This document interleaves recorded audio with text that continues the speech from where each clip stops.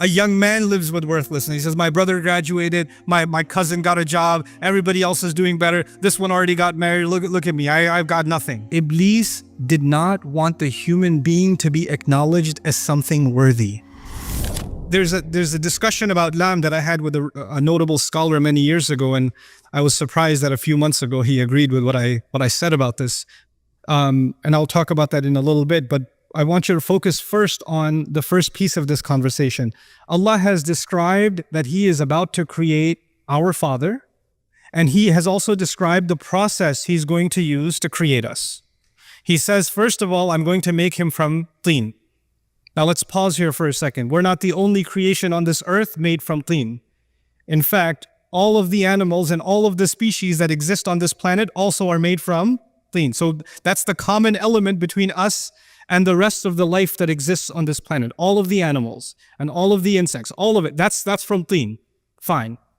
But there's something additional about this creation that He's about to make, our Father, and by extension us, that is more than just teen. There's something more than just this animal presence, this animal existence. And by the way, we have something in common with animals. Animals seek food and shelter. We go to the grocery store seeking food. We go to the restaurant seeking food. We look for shelter too. In fact, those are the two primary things that drive us to get an education and get a job or start a business. At the end of the day, it boils down to food and shelter. What's in the fridge and whether or not you're living in a home that has proper shelter. Are the electricity bills paid? Is the water running? What I'm trying to say is we're just way more advanced at getting food and shelter than animals, but at the end of the day, those are the same basic functions, and then they procreate. They have children, they continue the species, and that's what human beings do too. So in that sense, as far as the continuity of life, we're not that much different from the animal kingdom and from what any other species does. We build homes, a bird builds a nest. We go out and, seek our rizq, and the birds go out and they seek their rizq. But then Allah adds, He's informing the angels, why is this creation from dirt different from all the other species that exist?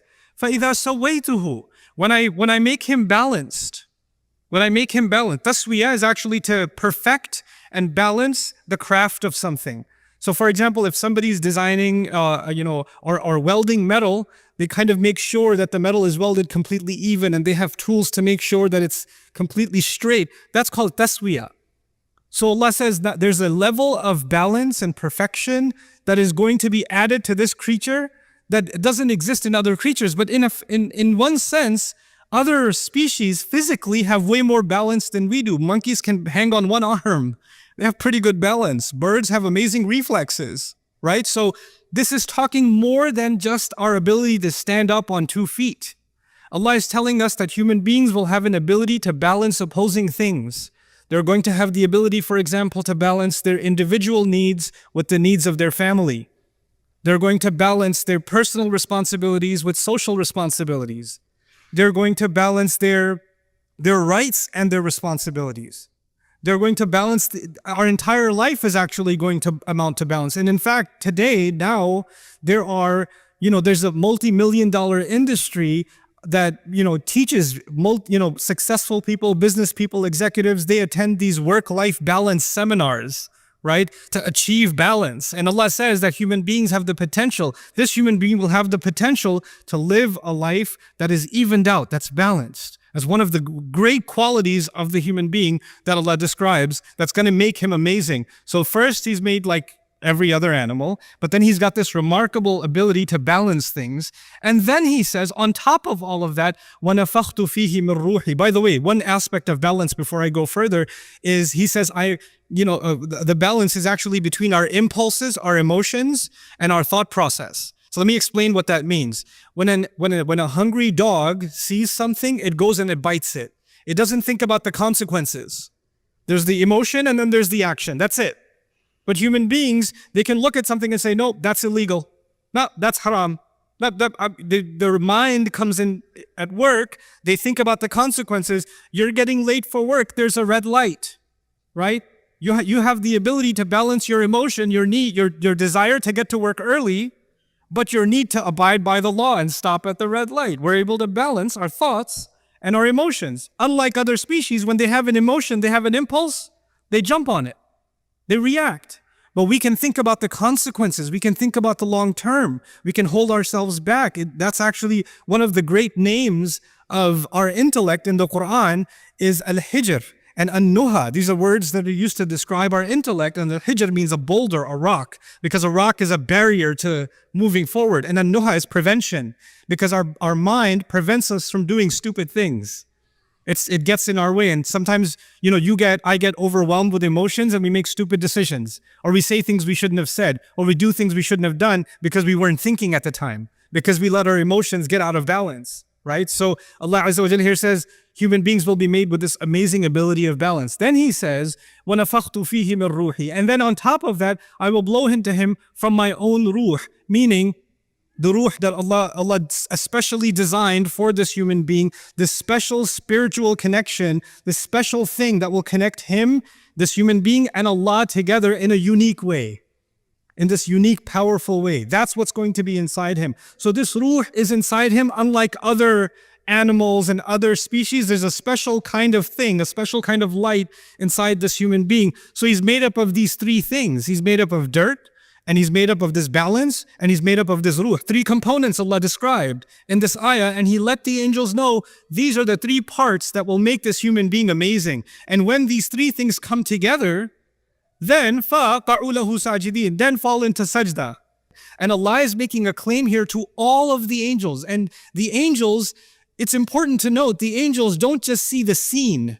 The angels are creatures of the unseen. So what is invisible to us, like the arsh of Allah, what is invisible to us like the jinn, what is invisible to us like the secrets of the skies, many of them, the angels, they travel through the skies.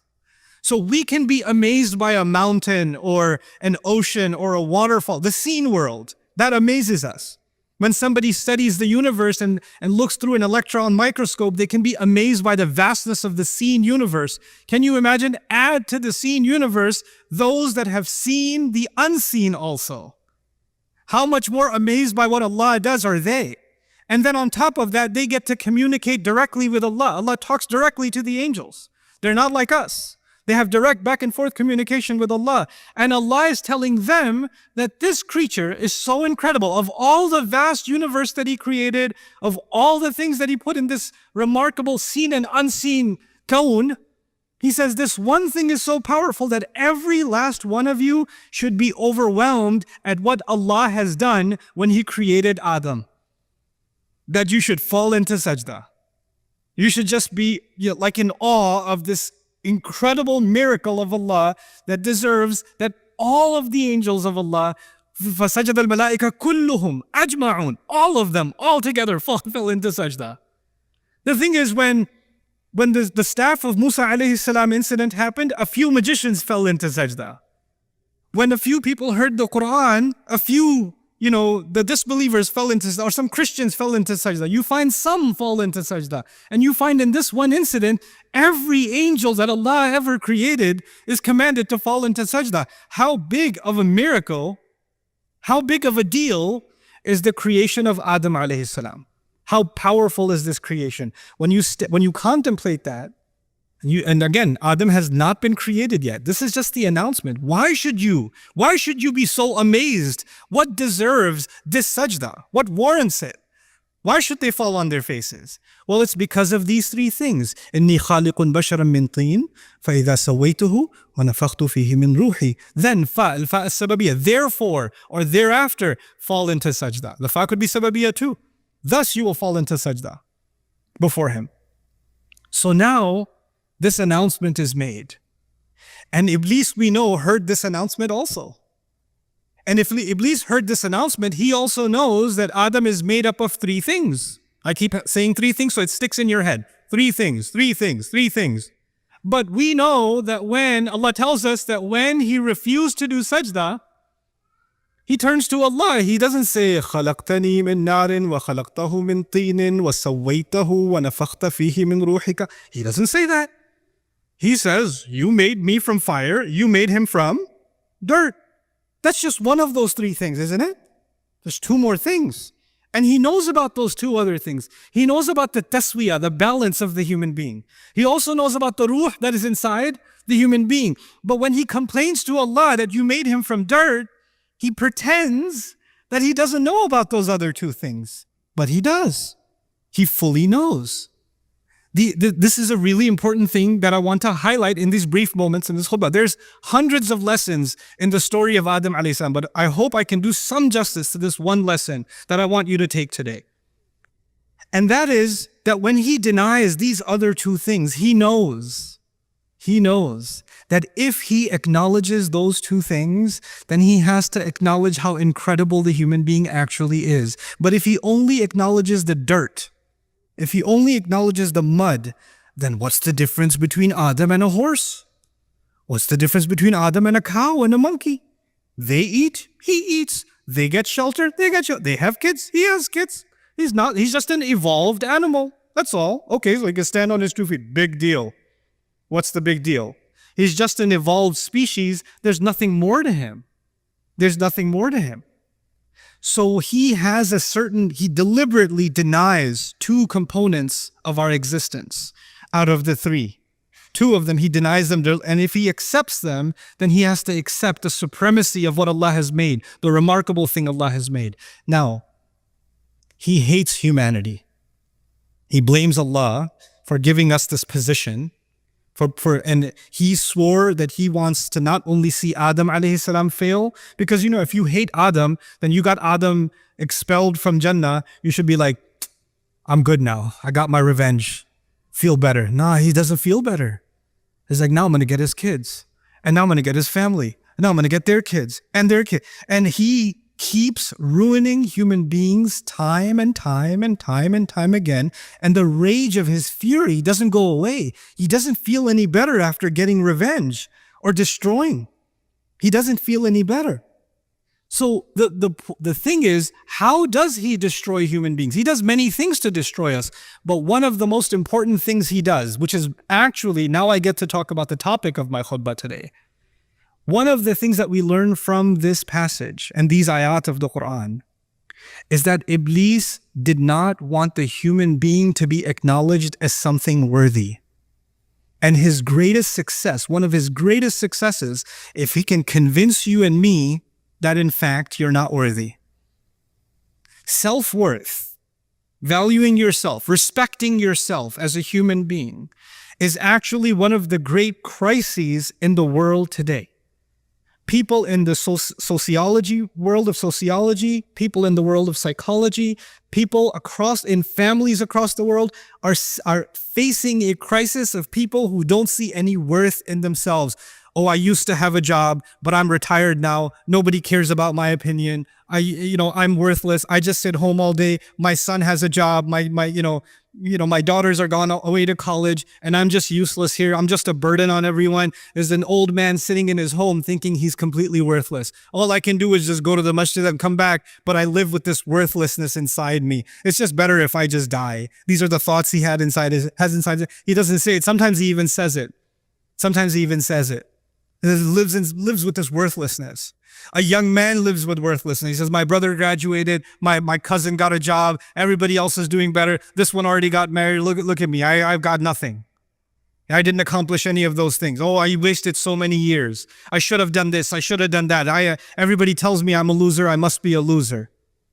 What does Iblis want to do? He wants to get people to say things around you in your life. They'll say things to you that make you feel worthless. They don't even realize they're doing it. They don't even realize it. But they're having this effect on you when you start thinking, yeah, maybe I am worthless. Maybe I'm not that big of a deal. I'm a nobody. I'm a nobody. And you know what that does? Once you develop low self-esteem, you don't value yourself, then you're always thinking the only way I will be valued is if somebody else values me. If somebody else approves, then I have value. So I'm gonna take a picture of myself. I'm gonna make sure I change all the filters enough times, and then I'm gonna post it online, and I'm gonna wait for somebody to do this, or somebody to put one of these, or at least a mashallah or something. Give me something, because if somebody gives me, I have some value. All right, now what do I got? I need more value. because I'm worthless again. I haven't posted in 2 days. I need to get back on. I need to feel valued again. When you don't have enough value for yourself, you're always looking for value from where? Somewhere else. Someone else. Always looking for somebody else's approval. Always looking for somebody else's compliment. You didn't say anything. You didn't do, so what do you think? What do you think I should do? What do you think of this? What do you think of that? Constantly asking for somebody else's opinion. Because without it, you're worthless. When you truly realize your worthiness, then you realize that if someone is criticizing you and saying, hey, you said this incorrectly, or you need to improve this, or this could be better, then they're doing me a favor to help me improve. I don't feel like I'm being insulted, because when you have really low self-worth, then criticism feels like you're being pushed even lower down. But that feeling goes away once you have value for yourself. Once you recognize Allah has given me value. Then you start seeing correction or criticism as an opportunity to grow. It's not humiliating anymore. Find value in yourself that Allah has already given you. May Allah Azza wa Jal allow us to value ourselves, see our worth, and not allow shaitan to make me and you see ourselves as someone worthless or unworthy or someone who should be stepped on or should be punished. We should stop doing that self-hatred, and may Allah allow that self-value never to turn into arrogance. Barakallahu li wa lakum fil Qur'an al-Hakim wa nafa'ani wa iyyakum bil ayati wa dhikr al-Hakim. I hope you guys enjoyed that video clip. My team and I have been working tirelessly to try to create as many resources for Muslims to give them first steps in understanding the Quran all the way to the point where they can have a deep, profound understanding of the Quran. We are students of the Quran ourselves, and we want you to be students of the Quran alongside us. Join us for this journey on bayyinatv.com, where thousands of hours of work have already been put in. And don't be intimidated, it's step by step by step, so you can make learning the Quran a part of your lifestyle. There's lots of stuff available on YouTube, but it's all over the place. If you want an organized approach to studying the Quran beginning to end for yourself, your kids, your family, and even among peers, that would be the way to go. Sign up for bayyinatv.com.